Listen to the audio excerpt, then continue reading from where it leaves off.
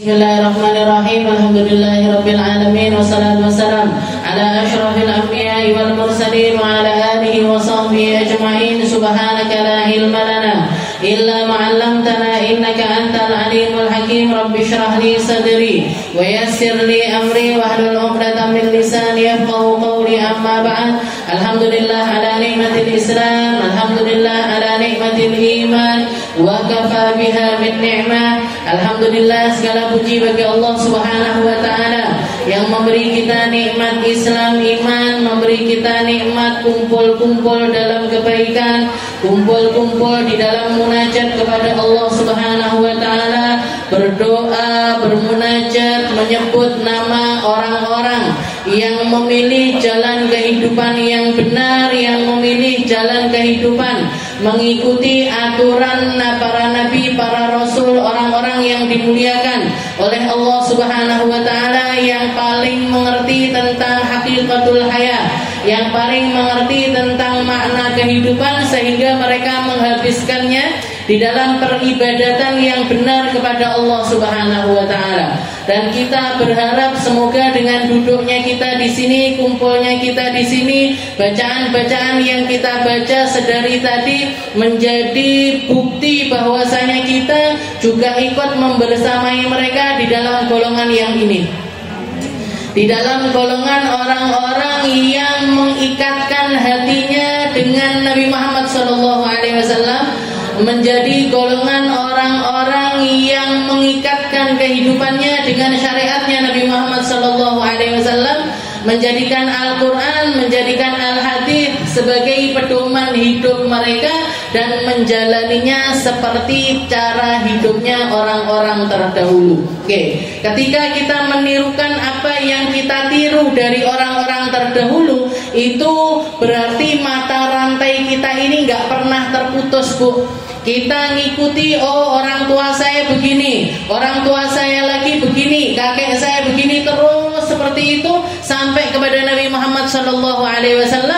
Itulah yang dinamakan dengan rantai sanad. Oke, rantai sanad di dalam keilmuan, di dalam peribadatan, di dalam cara kita menjalani kehidupan kita. Dan itu nggak bisa enggak. Oke, katanya para ulama, laulas sanad laqala man syaa ma syaa. Oke, kalau bukan karena adanya sanad keilmuan, belajar dari guru, gurunya belajar ke guru, gurunya belajar ke guru, terus seperti itu, atau sebuah ilmu diambil dari guru, gurunya ngambil dari guru, terus seperti itu, ngambil Al-Quran diambil dari guru, terus seperti itu. Oke, katanya para ulama, laulas sanad, kalau bukan agama ini diwariskan dengan cara yang semacam ini, laqala man syaa ma syaa. Orang akan bicara sekehendaknya, orang akan bikin ritual sakkarepe dhewe, orang akan membuat peribadatan dengan cara mereka masing-masing. Yang membuat Islam ini masih tetap dijaga sama Allah Ta'ala, sholatnya orang subuhan kabeh 2 rakaat, duhuran semuanya 4 rakaat, Ramadan mulai dari kelihatan hilal sampai akhir hilal semuanya berpuasa Ramadan. Caranya sama, modelnya sama. Caranya sama, modelnya sama. Dalam perkara-perkara usul ini terjaga sedemikian rupa karena apa? Karena adanya sanad keilmuan. Karena adanya rantai sanad. Oh, ini gurunya siapa, ini gurunya siapa, ini gurunya siapa. Terus seperti itu. Kalau enggak, bubrah kabeh. Aku milih duhur 5 malian.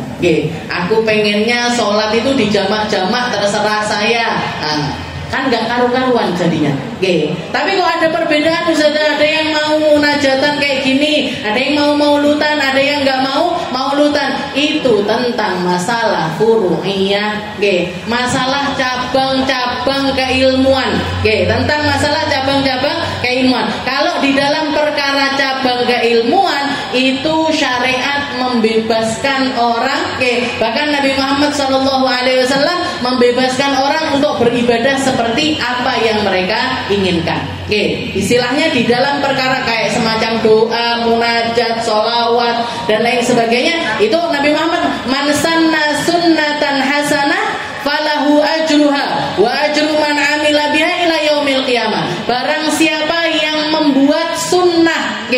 Maksudnya sunnah itu bukan yang datang dari Nabi, sesuatu yang baru tapi ada sanadnya, sesuatu yang baru tapi ada dalilnya.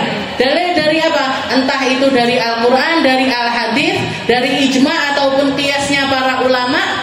Mereka bikin kayak misalkan kayak sekarang ini kita baca Hadrah Basaudan. Dulu jenengan nggak kenal Hadrah Basaudan, gitu. Dulunya nggak tahu, dulunya nggak paham, dulunya nggak ngerti kalau ada satu karangan di mana ada munajat dari awal sampai akhir, dicampuri tawasul, dicampuri sama penyebutan orang-orang baik dan lain sebagainya. Satu buku diwoco 1 jam sampai 1 jam setengah, selesai bareng-bareng. Nggak tahu kita dulu. Tahu-tahu jenengan datang ke sini, oh tiba-tiba ning gone majelis Selasa ki sing diwoco Hadrah Basaudan. Yang dibaca Hadrah Basaudan. Berarti apa?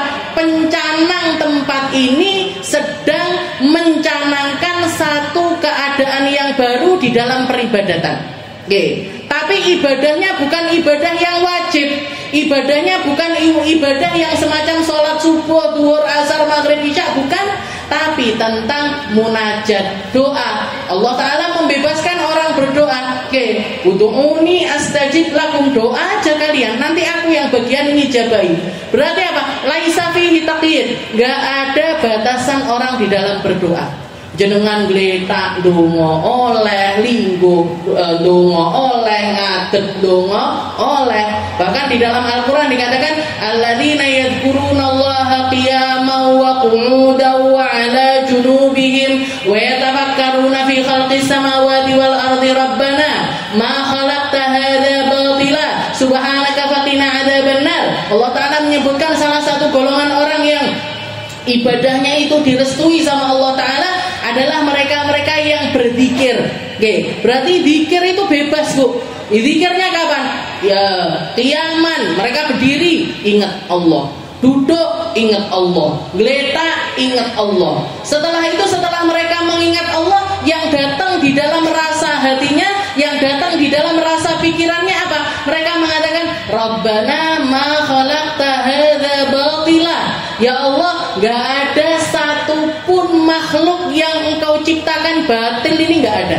Yang engkau ciptakan cacat ini gak ada. Yang engkau ciptakan tanpa kesempurnaan ini gak ada. Kalaupun kelihatannya ada kurangnya di sini, jenengan lebihkan di sini. Kalaupun jenengan kasih kekurangan di sini, jenengan kasih kesempurnaan di tempat yang lainnya. Jadi mereka ketika berzikir, mereka memikirkan tentang alam semesta ini, sehingga tambah yakinnya sama Allah Ta'ala, tambah mantapnya dengan agamanya, tambah kekehnya dia di dalam memegangi syariatnya Allah Subhanahu wa Ta'ala. Rabbana ma khalaqta hadza batila subhanak. Maha suci Engkau ya Allah, faqina adzabannar. Maka kami ini ya Allah, orang-orang yang zikir, orang-orang yang berdoa, orang-orang yang bermunajat, orang-orang yang berpikir, orang-orang yang mendatangkan rasa-rasa yang semacam ini, bebaskan kami dari panasnya api neraka. Kan itu Bu keinginannya kita hidup. Jenengan ibadah niku kan yang dituju itu apa? Ndak gelem mlebu neraka. Nggih napa mboten? Enek sing milih mlebu neraka. Enggak ada kan? Semuanya. Kenapa kok saya pakai jilbab? Kenapa? Wis bendak mlebu neraka. Nyapa salat ya bendak mlebu neraka. Nyapa ndonga biar enggak masuk neraka.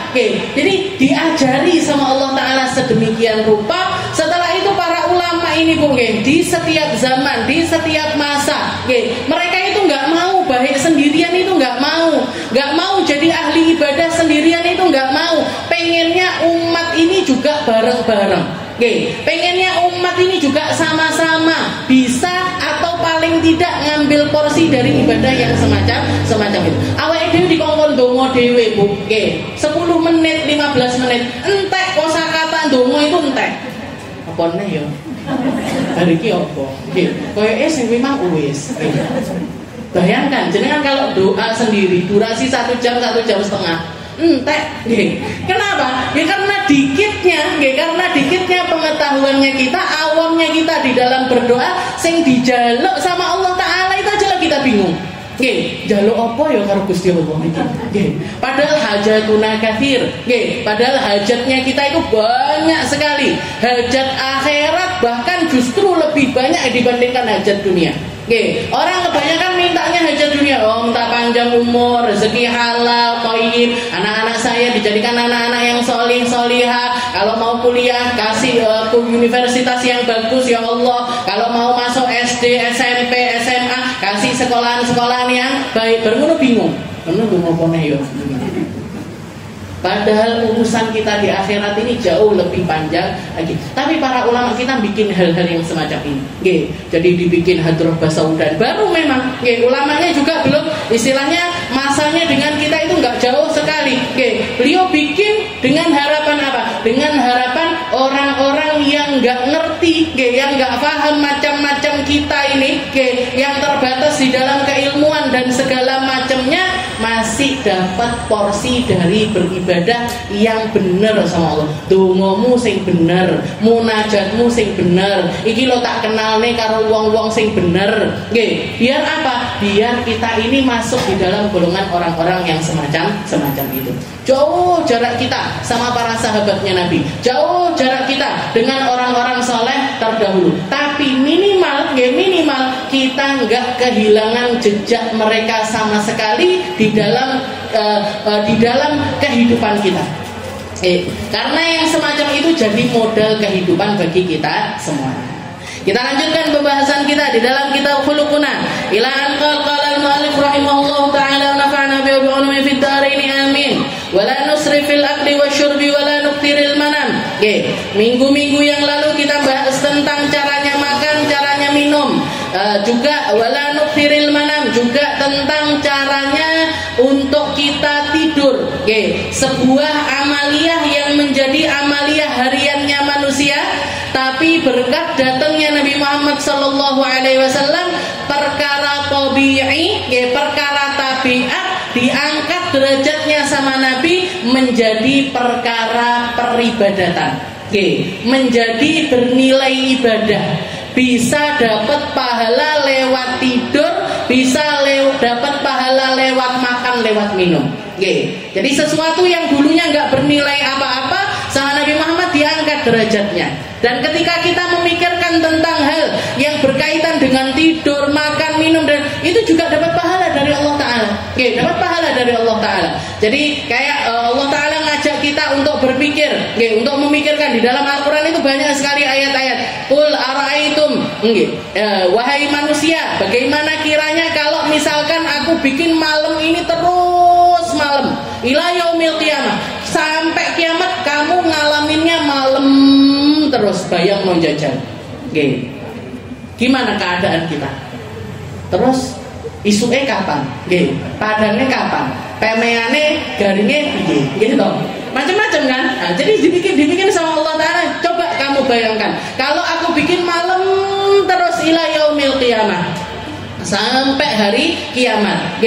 Wah, dan Allah Ta'ala, padahal Allah Ta'ala lah yang menjadikan lakumuddiya, yang memberikan kalian itu cahaya sehingga kalian bisa mendapatkan kemanfaatan dari cahaya tersebut. Afala tasma'un, dengar gak kalian tentang apa yang aku ucapkan? Setelah itu diwalik sama Allah Ta'ala. Qul ara'aitum, apa kalian nggak bisa misalkan coba kalian bayangkan, misalkan seharian itu padang terus orangnya begini. Diwalik sama Allah Ta'ala. Coba kalian itu membayangkan hal yang semacam itu. Setelah itu dikatakan sama, sesungguhnya Allah Ta'ala menjadikan adanya malam, adanya siang rahmatan lakum, sebagai bentuk rahmatnya Allah Ta'ala untuk kalian. Siang kalian bisa kerja, malam kalian bisa istirahat kerja. Siang kalian mendapatkan kemanfaatan dari panasnya matahari, malam didinginkan badan kalian, didinginkan pikiran kalian, didinginkan badan kalian, dijadikan waktu yang pas untuk kalian beristirahat. Rahmat ini tadi adalah rahmat dari Allah Subhanahu wa Ta'ala. Maka Nabi Muhammad SAW menjadikan tidur ini wasilah untuk naik derajat, wasilah untuk kita beribadah kepada Allah Ta'ala. Makanya banyak sekali adab-adab yang perlu kita perhatikan. Bahkan para ulama mengatakan orang kalau tidurnya baik, orang kalau bisa tidur dengan baik, maksudnya tidur dengan caranya Nabi Muhammad SAW, seharian penuh kehidupannya akan diberkahi sama Allah Ta'ala. Seharian penuh, hari-harinya ini dapat pahala dari Allah Ta'ala, karena mulai dari dia nutup mata sampai bangun lagi semuanya lillah, semuanya karena Allah Ta'ala. Salah satu adab pertama yang perlu kita perhatikan di dalam tidur kita, kalau bisa tidurnya jangan terlalu malam. Jadi dikatakan Nabi Muhammad SAW itu nggak suka tidur sebelum isya, tapi beliau cepet-cepet tidur setelah isya, cepet-cepet tidur setelah isya, dan yakrahul kalam ba'da, nggak seneng ngobrol-ngobrol setelah isya. Biar apa? Biar malamnya cepet bangun malam. Kalau kita kan nggak, ngoten apa boten jangan. Kalau mungkin yang kerjanya sampai sore, iya, malam isya sudah capek, sudah tidur. Nah, tapi kalau misalkan yang kerjanya sampai jam 9, jam 10, semacam saya, jam 10 niku selagi kereket tutup usaha, jadi tidurnya agak malam. Nah, maka itu nanti bisa ditambahi dengan istirahat bukan di malam hari tapi di siang hari. Namanya qailulah. Jadi kalau kita tidur malamnya itu nggak bisa panjang, maka nggak apa-apa tidur malam pendek, tapi jangan tambahi tidur siang yang namanya qailulah. Qilu, katanya Nabi, qilu fa inna syaitan la yaqil. Tidur sianglah kalian karena setan itu nggak pernah tidur siang. Setan nggak tidur siang. Jadi katanya Nabi, tidur sianglah kalian karena setan gak tidur siang. Tidur siang yang paling bagus itu jam berapa? Antara di saat waktu duha itu sudah mulai jadi panasnya matahari itu sudah mulai naik. Kalau jenengan keluar rumah sudah kerasa panasnya matahari, itu waktu yang paling baik untuk tidur siang. Sampai kapan? Sampai sebelum duhur. Sampai sebelum duhur. Tapi para ulama mengatakan untuk mereka-mereka yang punya jatah belajar di pagi hari, kayak kita ini, kayak jenengan ini, selongso aku wayahe majlisan, gak bisa tidur siang. Atau misalkan anak-anak pesantren yang pulang sekolahnya itu jam 12, jam 1, gimana? Boleh mengakhirkan qailulah sampai ba'da duhur. Jadi setelah duhur jam 1, misalkan setelah sholat duhur jam 1 tidur sampai setengah 2, atau jam setengah 2 sampai jam. Yang namanya qailulah itu nggak panjang-panjang, Bu. Yang namanya tidur siang itu nggak terus jam 10 sampai jam 12. Nah, itu bukan tidur siang, itu tidur nyenyak namanya. Yang namanya tidur siang itu pendek, antara 15 menit sampai 30 menit. Jadi tidur siang itu antara 15 menit sampai 30 menit. Tapi para ulama mengatakan kualitasnya tidur siang itu 4 kali lipatnya tidur di waktu yang lain. Jadi 4 kali. Jadi orang kalau tidur siang 15 menit itu kayak tidur 1 jam. Orang kalau tidur setengah jam kayak tidur 2 jam. Kuat dari segi kualitasnya. Itu namanya qailulah. Jadi kalau misalkan yang tidur malamnya itu nggak panjang, kalau tidur malamnya itu nggak panjang, maka ditambahi tidur siang. Tidur siang antara 15 menit sampai 30 menit. Itu waktu yang pas. Tapi kalau sudah siang malamnya panjang sudah tidurnya, nggak usah tidur siang. Kalau jenengan sudah tidur dari habis isya sampai meh subuh, ya sudah usah tidur siang. Entek umurin jenengan buat tidur toh. Makanya saya nggak setuju sama perkataannya orang yang mengatakan tidur paling bagus itu 8 jam sehari. Jangan tanya itu Pak dokter yang bilang tidur paling bagus orang sehari 8 jam. Dia sendiri tidur 8 jam apa enggak? Tak bedek boten.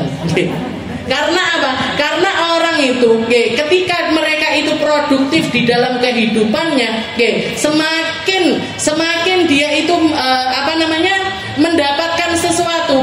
Istilahnya gini, orang yang serius di dalam dunianya ataupun serius di dalam akhiratnya itu sudah pasti tidurnya sedikit. Itu sudah pasti tidurnya sedikit. Jangan tanya orang-orang yang sukses di dalam dunianya, berapa jam mereka sehari itu tidur. Begitu juga orang-orang yang sukses di dalam akhiratnya. Orang-orang yang sukses di dalam akhiratnya, orang-orang yang memperbanyak ibadah, yang memperbanyak baca Al-Qur'an dan lain sebagainya. Mereka bahkan lebih senang atau rela minum sesuatu semacam kopi dan lain sebagainya biar kuat melek. Melek ini buat apa? Buat berzikir, buat ibadah, buat thalabul ilm, buat belajar dan lain sebagainya. Jadi orang yang berhasil di bidang keilmuan tidurnya mesti sedikit. Orang yang berhasil di bidang keuangan, istilahnya orang-orang wong sugih-sugih, turune mesti titik. Lek sing turune akeh mesti gelambiar. Dunyane gelambiar, akhiratnya yang gelambiar, padha ae. Jadi kalau misalkan malamnya itu tidurnya sudah panjang, ya nggak usah pakai tidur siang. Tapi kalau yang tidur malamnya ini terbatas, ditambahi dengan tidur siang. Ditambahi dengan yang namanya qailulah itu tadi. Nah, itu yang pertama. An-naum mubakir. Lalu yang kedua, usahakan setiap kali mau tidur, ya tawaddo wa yastaqi. Wudu, tidur dalam keadaan punya wudu. Setelah itu sebelum tidur gosok gigi, atau pakai siwak, pakai kayu siwak atau gosok gigi. Jadi bersihkan area mulut kita. Setelah itu punya wudu. Tapi susah Ustazah kalau yang masih punya suami gimana? Kalau masih punya suami nanti wudu kesenggol batal nek, senggol nek batal nek, senggol nek batal nek. Yang penting jenengan ketika mau berangkat ke tidur itu sudah punya wudu. Masalah kepegang suaminya, ya wis gak apa-apa. Dipegang aja. Pahalanya dipegang suami itu lebih besar daripada nggak dipegang. Daripada jenengan menjagain wudu itu tadi. Jadi pahalanya jenengan dipegang suaminya itu lebih besar ketimbang jenengan mempertahankan wudu. Ojo terus aku sinawar Ustazah Aminah wudu. Ojo nyekel-nyekel lho ya. Awas nyekel. Jare bojone kok kereng. Jadi ya tawadhu ya Ustaz. Jadi punya wudu. Agak punya wudu. Bahkan sebagian ulama, saya kalau nggak salah pernah dengar Umi Fairuz, istrinya Buya Yahya, itu kalau kita pengen istiqomah tidur punya wudu, nah khusus untuk wudu sebelum tidur itu kita bisa taklid pakai madhabnya Imam Malik. Bisa taklid pakai madhabnya Imam Malik. Kalau di madhabnya Imam Malik, orang yang bersentuhan laki-laki perempuan, nah itu tidak batal wudunya kecuali kalau bisyahwat, kecuali kalau ada syahwat.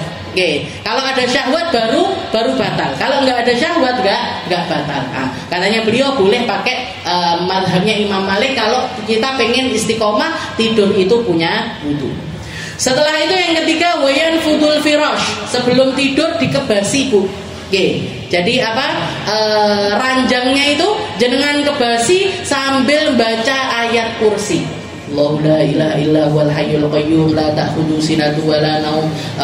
Nah, jadi dikebasi sambil baca ayat kursi atau sholawat atau zikir apapun, tapi paling baiknya adalah ayat kursi.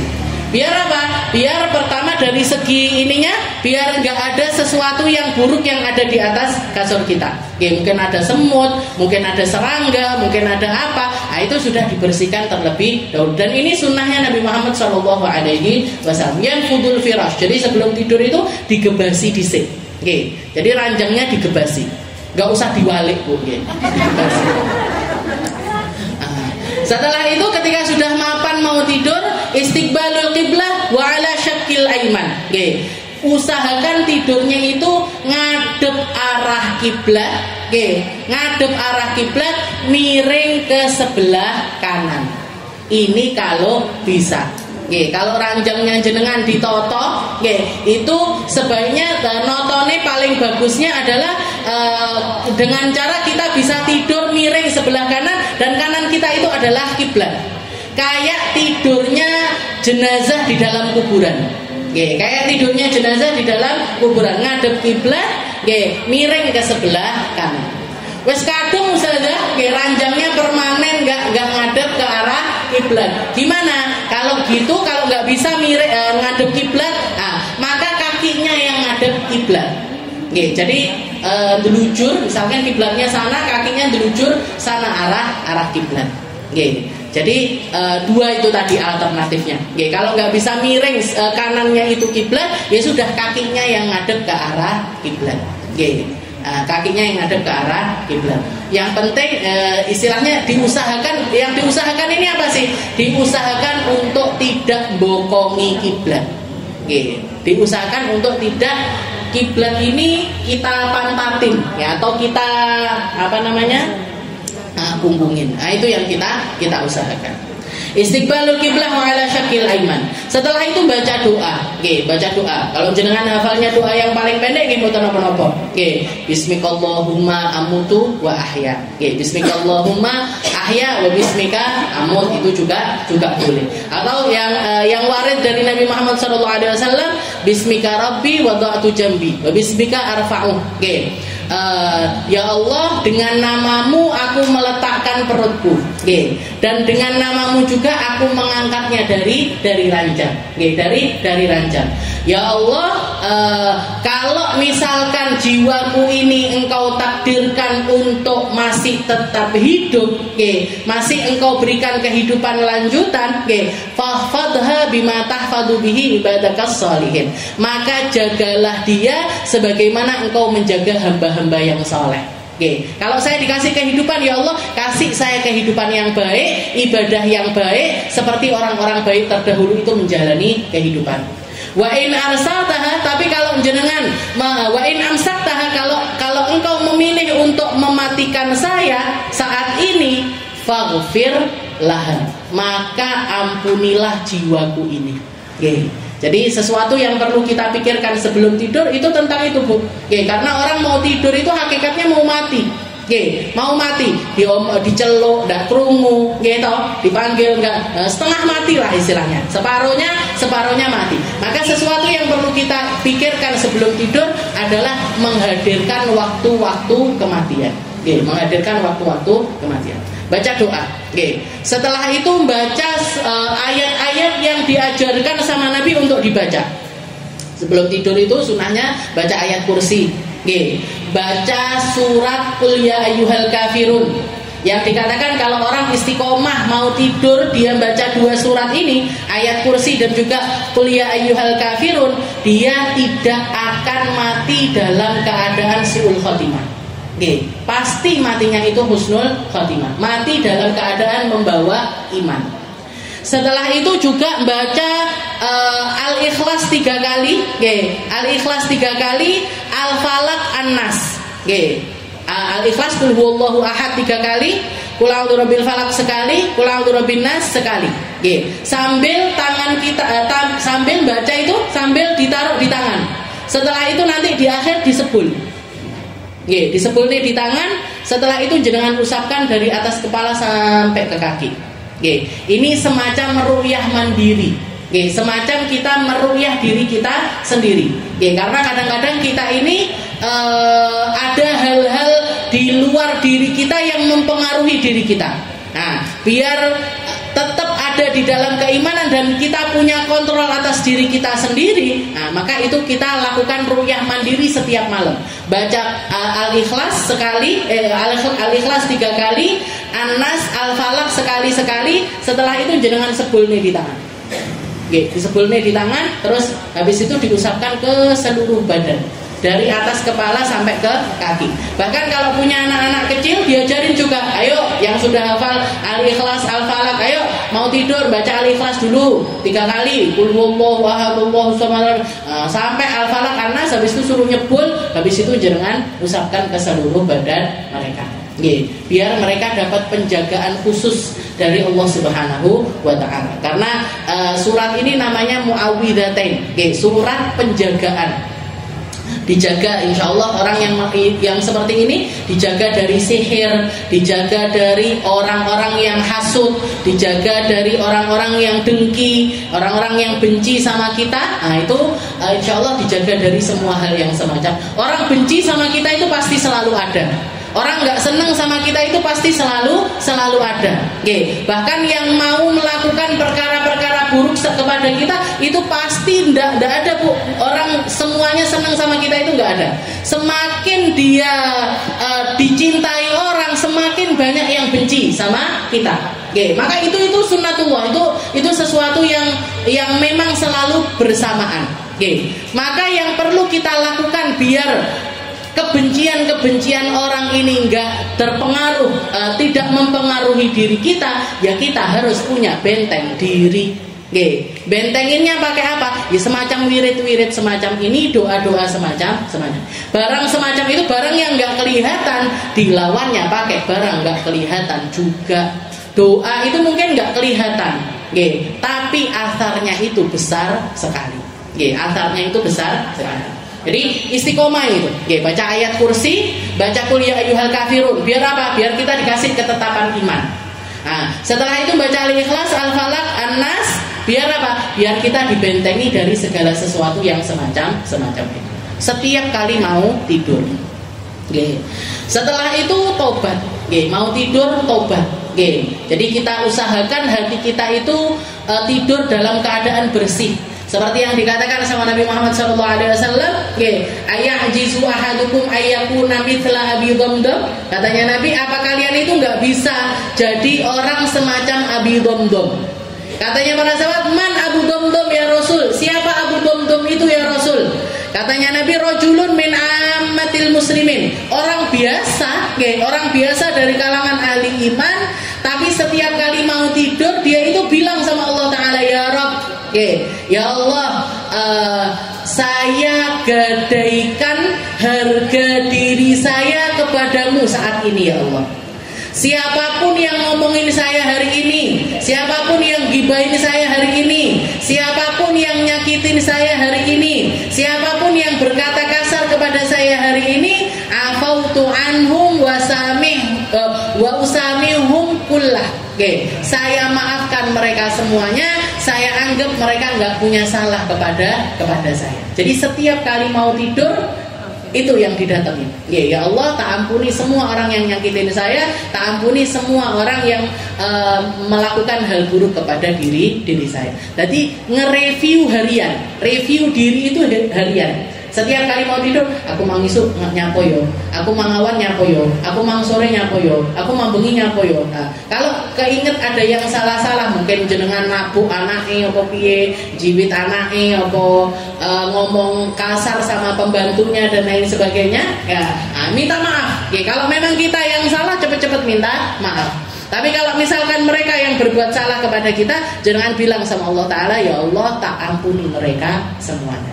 Nah, sehingga apa? Setiap mau tidur hatinya bersih, hatinya nggak ada nodanya sama sekali. Itu yang dikatakan ayat jisu ahadukum ayakuna mithla Abi Dhamdam. Apa angel to dadi wong sing atine ngono iki apa angel, katanya Nabi. Apa sulit jadi orang yang semacam itu? Angel saja. Dicoba. Awal-awal. Setelah itu, jadi setelah itu yang selanjutnya ada murafahiyah fil firash. Jangan terlalu istilahnya untuk tempat tidur, pakaian tidur, setelah itu selimut tidur atau keadaan di ruang tidur kita itu jangan kita bikin terlalu nyaman. Karena apa? Kalau sudah terlalu nyaman, ya mesti bablas. Sudah pasti bablas. Sudah pasti enggak istilahnya untuk bangun malam, untuk munajat malam dan lain sebagainya itu terlalu sulit. Kalau kasurnya empuk banget, AC-nya dingin sekali, selimutnya tebal sekali, mesti bablas nih. Rasulullah aja niku ketika para sahabat itu numpuk, padahal kasurnya Nabi itu terbuat dari hibal, terbuat dari jerami dicampur sama tali temali dan lain sebagainya. Biasanya itu Rasulullah tidur satu lapis. Sampai Sayyidina Umar pernah nangis ketika melihat Rasulullah tidur di atas kasur yang tipis itu tadi. Jadi badannya Nabi sampai bekasnya jerami itu tadi. Katanya Sayyidina Umar, ya Rasul, Kisra, para raja-raja, kaisar dan lain sebagainya, mereka berada alal furushil watirah. Mereka tidur di atas kasur yang empuk, enak. Dan jenengan nabinya Allah, rasulnya Allah tidur di kasur yang semacam ini. Katanya Rasulullah mengatakan, ya Umar, wahai Umar, lam yadurruni dzalik. Aku enggak keberatan hidup semacam ini.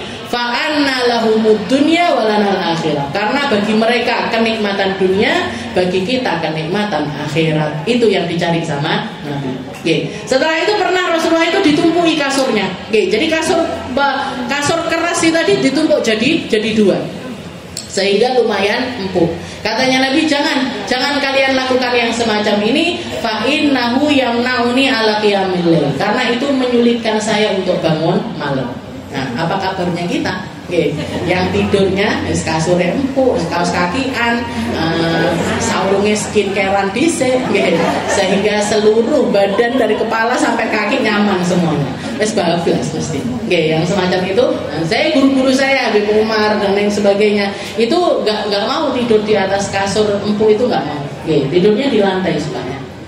Jadi beliau di lantai, langsung lantai gini, paling pakai sajadah gitu aja, sehingga mereka tetap bisa istiqomah bangun. Yo niru titik lah, titik. Ada murafahiyah fil firash. Setelah itu juga tidur yang dibenci sama Nabi adalah an-naum 'alal batan. Tidur tengkurap. Jadi perutnya di tanah. Itu Rasulullah menjulukinya an-naum al-jahannamiyun. Tidurnya para penduduk neraka jahanam. Jangan kalian tidur di atas di atas baton, di atas perut. Nah, itu tidak disuka sama Nabi. Rasulullah ketika melihat ada orang tidur di masjid tengkurap seperti itu, dibangunin sama Nabi. La tanam mithla hada. Jangan tidur semacam ini, karena ini adalah tidurnya orang-orang penduduk neraka. Nah, setelah itu kalau yang punya masalah sulit tidur, malam, insomnia, nggak gampang untuk tidur, Rasulullah ngajarin beberapa orang sahabat yang dapat masalah yang semacam ini, diajarin doa sama Nabi.